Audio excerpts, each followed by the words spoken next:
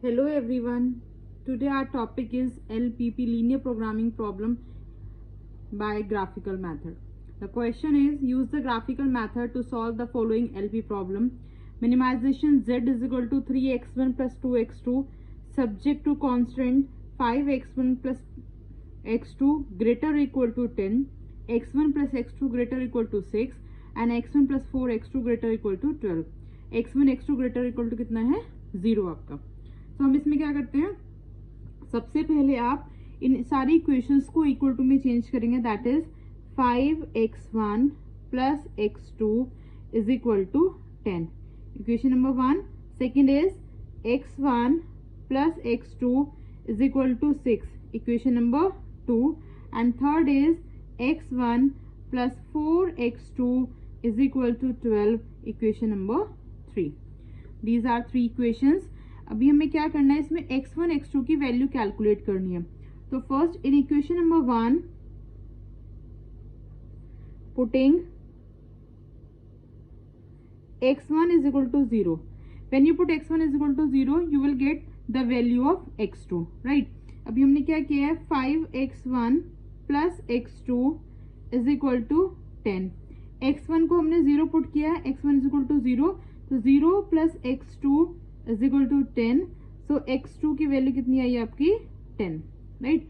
यहीं पर हम लोगों ने क्या किया है, 5x1 plus x2 is equal to 10 है. अब यहाँ पर हम क्या करेंगे, putting x2 is equal to 0.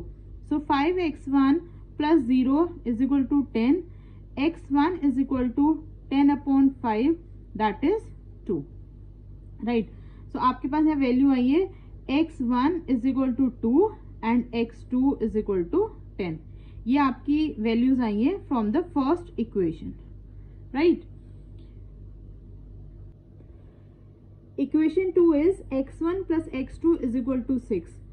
सो हमने क्या किया, firstly we put x1 is equal to 0, so you will get the value of x2. तो हमने किया 0 plus x2 is equal to 6, so x2 is equal to 6, right? अभी यहाँ पर हम क्या करेंगे, x1 plus x2 is equal to 6 है, you will put the value of x2 is equal to 0. So x1 plus 0 is equal to 6. तो आपके पास क्या वैल्यू आई है क्वेश्चन नंबर 2 की, x1 is equal to 6 and x2 is also is equal to 6. So these are two values of equation number 2. Now in equation number 3, that is equation is x1 plus 4x2 is equal to 12. So you put x1 is equal to 0, 0 plus 4x2 is equal to 12. x2 की value कितनी है आपके पास 3, right? यहीं पर हम लोग क्या करेंगे, now put x2 is equal to 0. So x1 plus 4x2 is equal to 12. You put x2 is equal to 0, तो x1 plus 0 is equal to 12. x1 is equal to 12. So आपके पास इक्वेशन नंबर 3 की values आएंगे, x1 is equal to 12 and x2 is equal to 3. These are 3 equations की values हैं आपके पास, right? अभी हमें क्या करना है, आपको ग्राफ ड्रॉ करना है इसका. That is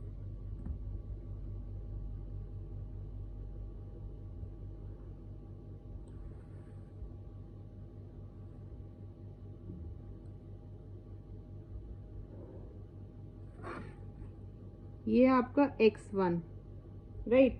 and second is x2. आप 1 1 का स्केल ले लीजिए, 1 2 3 4 5, दैट इज 6 7 8 9 10 11 एंड 12, राइट? क्योंकि 12 तक का स्केल जाएगा हमारा यहाँ पे. सो 1 2 3 4 5 6 7 8 9 10 11 एंड 12, राइट?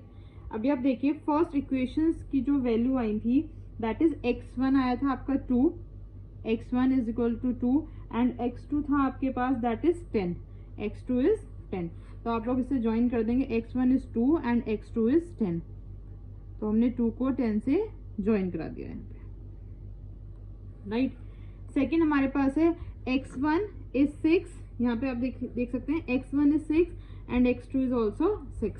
तो आप करेंगे, यहाँ देखेंगे x1 हमारा क्या है 6 है एंड x2 भी क्या है आपके पास 6 है। तो हम 6 को 6 से यहाँ ज्वाइन करा रहे हैं, दैट इज 6।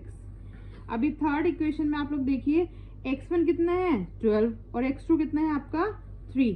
तो आप देखिए यहाँ पर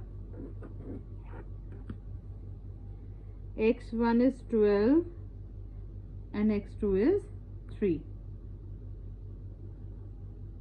या अभी क्या समझिए, इसमें आपके पास हमने अभी मिनिमाइजेशन की प्रॉब्लम है एंड साइन है आपके पास ग्रेटर देन का। सो इस केस में जब आप ग्राफ बनाते हैं तो जो ग्राफ बनता है आपका वो आउटसाइड की साइड बनता है यहाँ पर इस तरीके से, राइट। तो आप देखिए यहाँ पर सारी इक्वेशंस आपकी ग्रेटर देन का साइन था, तो जब ये वाली वैल्यू जो हमारी फर्स्ट इक्वेशन थी यहाँ पर हम लेंगे तो ये आपका आ जाएगा, दैट इज इस तरीके से आप दिखा सकते हैं इसको, राइट। जो सेकेंड इक्वेशन है इसमें था आपका ये इस तरीके से आप शो कर सकते हैं, सब इसमें जो आपका ग्राफ बनेगा ये सब बाहर की साइड बनेगा इस तरीके से। एंड थर्ड इक्वेशन है हमारे पास दिस वन, तो ये आप इस तरीके से ऐसे दिखा सकते हैं। अब आप देखिए सब में कॉमन एरिया कौन सा है, जो आउटसाइड द ओरिजिन है आपका कॉमन एरिया।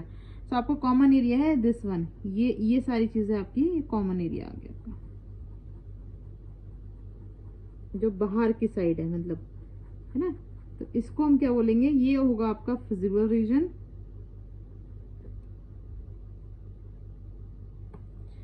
Feasible region. और अब आप देखिए इसके कोऑर्डिनेट्स किस तरीके से बनाएंगे। फर्स्ट कोऑर्डिनेट बनेगा आपका ये ए, आप ध्यान से देखिए फर्स्ट कोऑर्डिनेट यहाँ से बनेगा हमारा ए, यानी कि जो ओरिजिन से जितने डिस्टेंस पे रहेगा यहाँ से आपका। बी आपका जो इंटरसेक्शन है वो यहाँ बी हो रहा है, तो बी कोऑर्डिनेट बनेंगे आपके ये वाले B coordinates. And C coordinate बनेगा आपका ये इस पॉइंट पे सी कोऑर्डिनेट, और डी कोऑर्डिनेट बनेगा आपका यहाँ पर। तो अभी आप देखिए हम किस तरीके से इनकी वैल्यू निकालेंगे कोऑर्डिनेट्स की। जो फर्स्ट इक्वेशन में हमारा x1 था 2 और x2 है हमारा 10।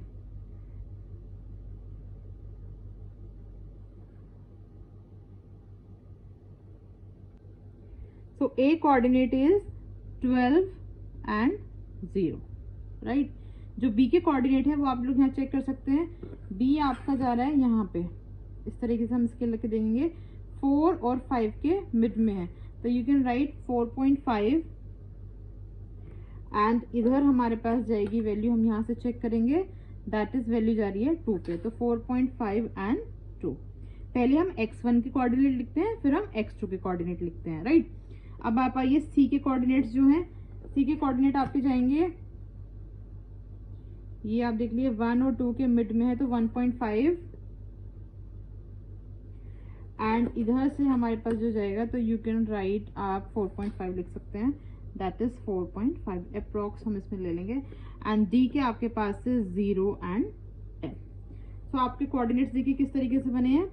ए कोऑर्डिनेट से 12 एंड 0, बी के कोऑर्डिनेट आए आपके 4.5 एंड 2, सी के कोऑर्डिनेट है आपके 1.5 एंड 4.5 और डी के कोऑर्डिनेट्स हैं आपके 0 एंड 10। अब ये सारे जो कोऑर्डिनेट्स की वैल्यू है ये हम लोग कहाँ पुट करेंगे, जो हमारी मिनिमाइजेशन की प्रॉब्लम थी, यहाँ पर प्रॉब्लम थी ना मिनिमाइजेशन z = 3x1 + 4x2। तो ये x1 x2 की वैल्यू हम यहाँ पर पुट करके देखेंगे, जिस कोऑर्डिनेट से सबसे मिनिमम वैल्यू आएगी वही आपका आंसर होगा, राइट। तो चलिए आगे करते हैं इसको।